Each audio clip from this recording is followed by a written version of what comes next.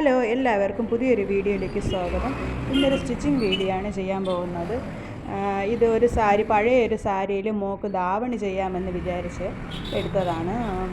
ഇതിൻ്റെ ബ്ലൗസ് വന്നിട്ട് പ്രിൻസസ് കട്ടായിട്ടാണ് തയ്ക്കുന്നത്. കട്ടിങ്ങിൻ്റെ വീഡിയോ ഒന്നും ഞാൻ ഇതിൽ ഉൾപ്പെടുത്തിയിട്ടില്ല. എന്തായാലും വീഡിയോ കണ്ടോളാം.